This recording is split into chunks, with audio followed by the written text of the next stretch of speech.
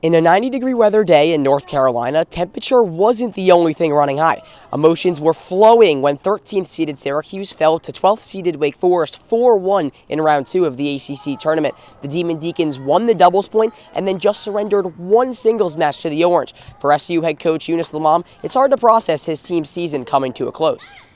Yeah, I mean it's tough to talk about or evaluate honestly the match today. The emotions are still pretty high, but as I told the team, proud of them for sure. We weren't close to the level that we're capable of playing at, and I'm not sure really right now. It's a little bit too soon, so I'm not sure what the reasons are. SU now must say goodbye to a senior class that features its number 2 singles player, Serafima Shestova, who was the lone singles winner for Syracuse today. Shestova won a combined 38 matches in her 2 years at Syracuse, and it's safe to say the team is going to miss her. Yeah, I mean, Sima has been rock solid for us throughout the years, last year and this year. I think, yeah, she had more tennis in her. She wanted to play more tennis. Unfortunately, it's tough to finish the season like this for her. Yeah, I thought she played a very good singles match. Syracuse, who won 2 matches at this very tournament last season, lose in just 1 this time around. SU ends its season 3-9 in conference play, but that's still a 1-win improvement from last season. Reporting from the ACC tournament in Cary, North Carolina, Evan Zaretsky, Citrus TV. Sometimes the sport of tennis can be dictated by the referee sitting right here in this chair. In Syracuse tennis's 4-2 loss to Stanford today, there were some controversial calls against both the Orange and the Cardinal, but SU head coach Eunice Lamam isn't pointing fingers. I don't think so. I think adversity is part of it. You know, like sometimes calls are going to go your way, sometimes are not. But yeah, credit to Stanford today. I thought they took advantage of the opportunities that they had. But as far as the calls, I think it's for the referees. I feel their pain. Sometimes the call is like this, in, out. It's hard to know. But yeah. Some of those controversial calls came in the number 1 singles match between Syracuse's Anastasia Sisoveva and Stanford's Monica Erkstrand. Sisoveva fell to Erkstrand in the match-deciding game. Coach Lamam, though, is still proud of how Sisoveva performed. I saw a lot of fight as always. Plays with a lot of pride and a lot of fight. So really proud of her. I thought she played a very solid match. I think it's just the results. Doesn't go her way, but she's been doing a tremendous job just competing, and that's what it takes at this level, and you keep knocking on the door until you crush that door. The Cuse don't have much time to prepare for another West Coast clash on Sunday against number 16 Cal. Reporting from Drumlin's, Evan Zaretsky, Citrus TV. The ACC is widely regarded as one of the toughest conferences in the sport of tennis, and SU always finds itself playing the best of the best. Well, today at Drumlin's, that was on full display as Syracuse fell 4-1 to Clemson. The Orange were swept in doubles and in half the singles matches lost in straight sets. But SU head coach Eunice Lamam is still proud of how his team performed not just today, but the whole season. Very proud of the team. I think a lot of the matches this year could have gone either way, and we're putting ourselves in great positions. And credit to Clemson today. I think they come up with the goods when they needed it, but super proud of the team, and looking forward to carry this weekend's momentum into the ACC next week. Well, if facing 10 ranked opponents wasn't enough for Syracuse, it now heads down to the ACC tournament, where Coach Lamam wants to see one thing out of his team. I mean, I think the biggest thing for us, and it's always going to be, is kind of like converting the opportunities that we will have. I think we put ourselves in really good positions in a lot of the matches. Now I think it's just kind of getting over the hump and trying to, if you have a momentum, carry that momentum into your next point. If you don't, kind of like stop the bleeding and reset and replay again. I'll have your coverage down in the ACC tournament next week, but for now, reporting from Drumlin's for the final time this season, Evan Zaretsky, Citrus TV. We welcome you into our Citrus TV studio. A pretty packed weekend of tennis, eh? Yeah, pretty packed weekend. Traveled down to North Carolina for the 2nd time this season at Wake Forest and NC State. Well, it went pretty nice in the other one, and then we saw what happened against the Wolfpack. But what momentum did Syracuse still pick up from this weekend against Wake and NC State with a 1-1 result? Yeah, I'll start with the Wake Forest win. They came out with the win, but they lost the doubles point at the start. They came out, won 4 of 6 singles matches. It's the first time where they've lost doubles, and then completely stormed in singles to take that win. But I think Syracuse, why this win is so important, is because they showed they can compete against ranked teams. Now, that NC State match didn't go as planned, but you would think that they would carry that momentum into NC State. Well, that is not what happened. All that momentum comes crashing down. Syracuse blown out in doubles. Singles, all 6 matches Syracuse dropped. And John, 3rd time the Orange have been shut out in ACC play this year.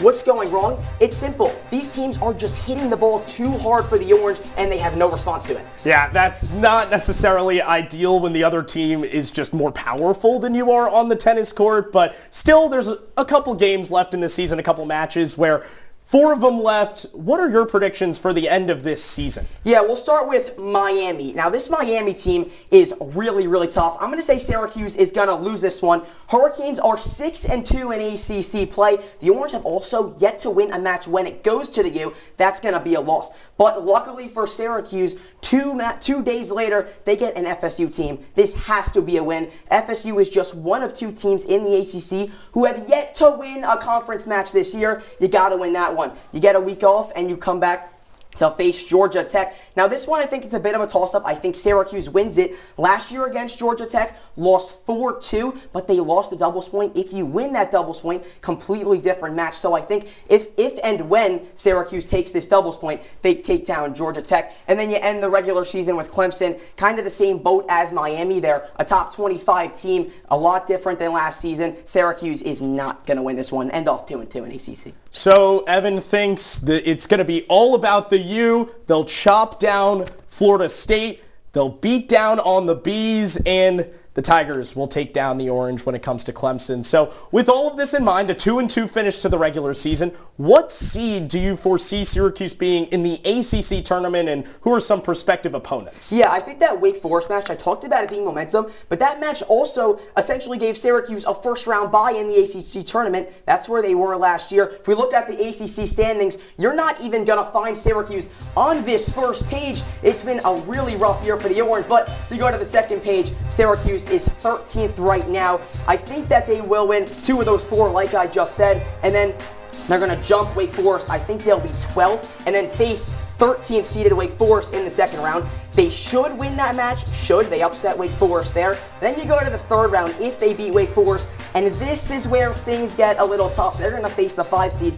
It's looking right now like it's going to be either Miami or Clemson. Syracuse plays both of these teams in the next 2 weeks, so honestly, it's really important how these next few weeks go to end the regular season for Syracuse. It could be the telltale of what might happen in the ACC tournament. But John, Syracuse went to round 3 last year. It's tennis in April, ACC tournament. Anything can happen, really. We sleep in May, Evan Zaretsky says. Well, Evan, thank you as always for coming on to the show. Some great analysis out of our tennis beat reporter, Evan Zaretsky, to see where they end up in ACC tournament play. Follow him over on X. All right, we're nearing the end. For that reason, we've brought in our tennis beat reporter, Evan Zaretsky, who is down in Cary, North Carolina. Usually, Adam, when we talk to reporters in North Carolina, we always say, oh, the weather down there must be nice, but it was in the mid-70s today. Yeah, so I don't think we can say that. No, but Evan, you look great down there. We hope you enjoyed a great day of tennis. Syracuse, not so much. What went wrong for the Orange today?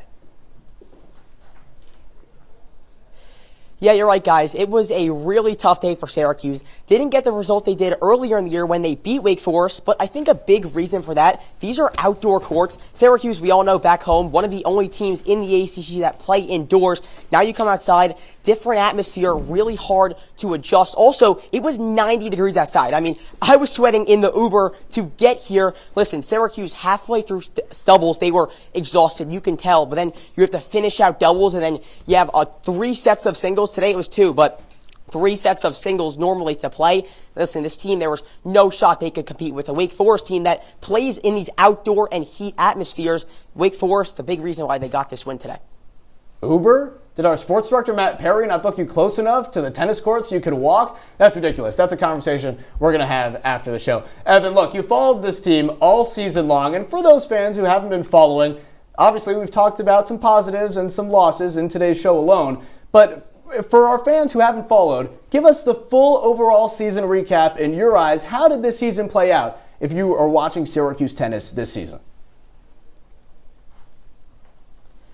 Yeah, I would say it was an overall successful season for Syracuse. Ended 16th in the ACC last season. Now they're 13th. I would say overall pretty good signs. Had 2 upset wins this year, ranked opponents against. That was Wake Forest, surprisingly enough, earlier, and then Georgia Tech this past weekend. I think this Syracuse team showed that they're not a team that you can just walk over in this ACC anymore. Freshman Emma Scoutali, huge part of this team, comes in, doesn't start until about halfway through the season, but absolutely storms through her singles matches. Oh, these other Syracuse players also played really well. I'm really excited for what they can do next year, but I think this season, overall successful. So, Evan, let's talk about next year then, because yes, there is some freshman talent, but SU is losing its best 2 singles players. So at this point, what now?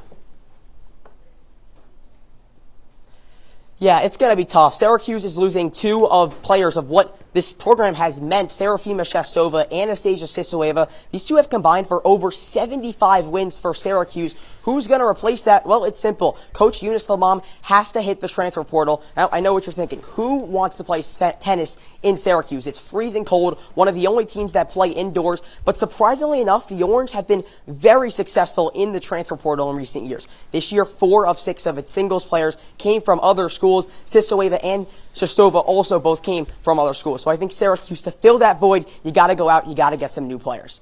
A big-time challenge for Eunice Lamam and a big-time challenge conquered by Evan Zaretsky on the tennis beat this year. Evan, congratulations. Your season is over. We hope you have a great time in Cary, North Carolina. The 2026 Syracuse tennis team features players from all around the world. Nelly Knezgova from Czech Republic, Serafima Shestova from Russia, and Haram Kim from South Korea are just a few of the many names. And today at Drumwinds, the Syracuse players were represented for World Tennis Day. The Orange had players spanning from 7 different countries, but they all unite to play in one place. SU head coach Eunice Lamam knows the importance of having a day like this. Yeah, no, I mean, tennis is a global sport, I think.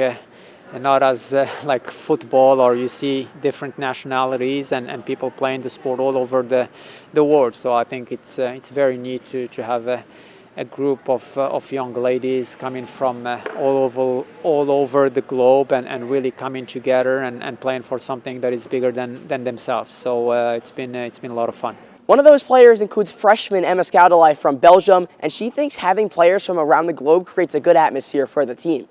So I think it's really important to have a lot of international players here. Actually, in our team, we're almost all international, and I feel like we're like all matching. We're like all positive, and then yeah, like we're playing all the players from all around the world, and yeah, it's really fun, really nice. Another player on the team is Constance Levevier from France. The senior believes that having players together from all around helps create bonds. We all know how it feels to like miss home, so like it creates like more bonds, and we just like always stick together, and like we all miss our family a lot, so we just like stay together, and that creates great friendship. This Syracuse team has the most global recognition the program's seen in over 5 years. The Cuse's total also ranks in the upper half of the ACC. And based off recent years, you can expect college tennis to see a lot more representation. Reporting from Drumwinds, Evan Zaretsky, Citrus TV.